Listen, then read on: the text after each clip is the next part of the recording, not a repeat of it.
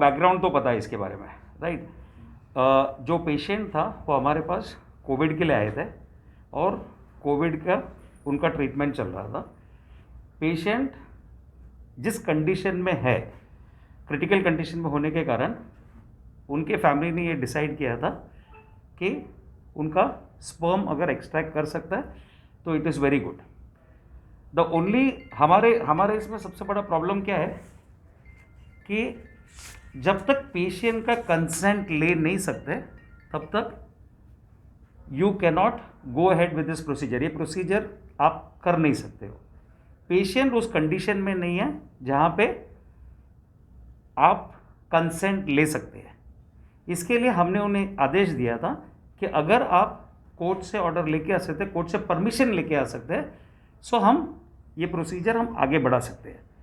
तो ये जो प्रोसीजर, ये जो कोर्ट का जो ऑर्डर है, कल शाम को 5:09 पे मेरे पास आया और ये कोर्ट का ऑर्डर आने के बाद ऑलरेडी हमने पेशेंट के रिलेटिव्स को बताया गया था कि हम 7-7:30 को ये प्रोसीजर करेंगे, क्योंकि हमने एक्सपेक्ट किया था कि कोर्ट का ऑर्डर आने के लिए उतना टाइम लगेगा।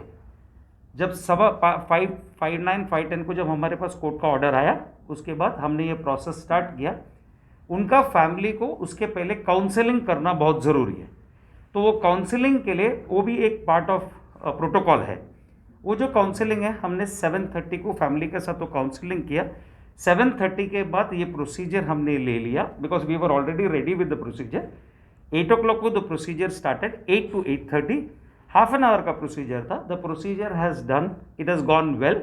और प्रोसीजर होने के बाद जो स्पर्म जो हमने एक्सट्रैक्ट किया हुआ है वो हमने ऑलरेडी स्पर्म बैंक में रखा हुआ, right. That is what has happened. ये जो इक्मो पे था हमारा और वो मल्टी ऑर्गन फेल्यूर में था। इसकी वजह से chances of bleeding was there. पर बात ये हुई कि हमने सारे कॉम्प्लिकेशंस और सारे प्लस एंड माइनस ऑफ ये प्रोसीजर के रिलेटिव को भी समझाया एंड पेशेंट को, इवन द पेशेंट्स के फादर को भी समझाया, और even that wife also knowing the things. Even the embryologist has given कि इसके और भी क्या क्या प्रॉब्लम हो सकता है, वो भी काउंसिल किया गया है।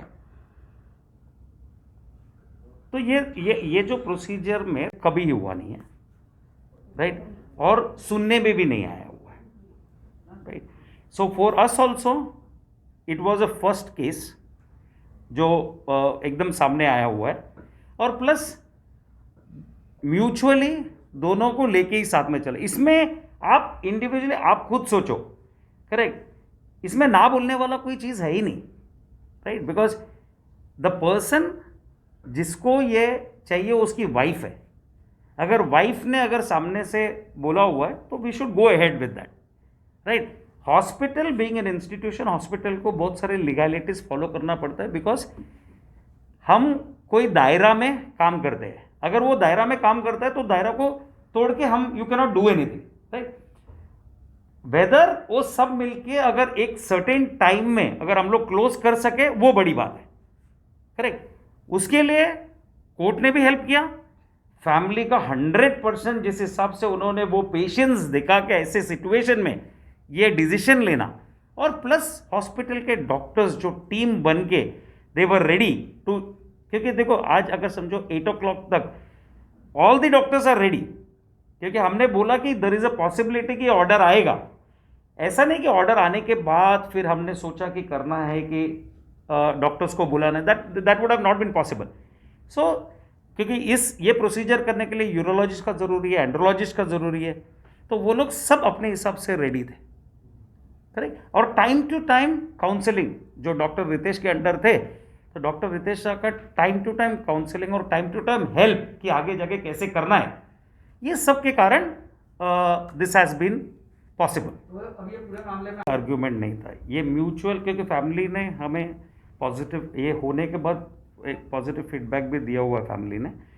तो क्योंकि क्या है, इसमें आर्ग्यूमेंट बोली कोई चीज़ नहीं था, because as I told you ये ह्यूमैनिटेरियन ग्राउंड्स के हिसाब से, अगर आप खुद सोचो ना, एक जब पूरा फैमिली को पता है कि व्हाट इज क्या होने वाला है, वो होने के बाद एक वाइफ डिसीजन लेती है कि अगर मुझे स्पर्म मिला तो आई कैन कंसीव, मैं अपना फैमिली आगे, that itself it's a very big decision, बहुत बड़ा डिसीजन है वो। उसके लिए hospital can not say anything, correct. तो दोनों सेम प्लेटफॉर्म पे ही थे।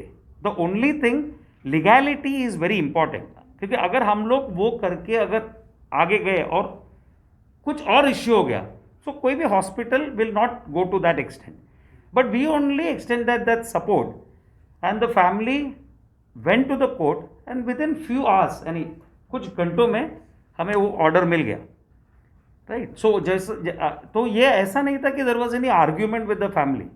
आपको मैं वो लेटर भी दिखा सकता हूँ, जो फैमिली जो हैप्पी हो के, बिकॉज वंस वो एक्सट्रैक्ट हो गया दे वर सो हैप्पी कि इतना फास्ट ये प्रोसीजर हो गया, करेक्ट।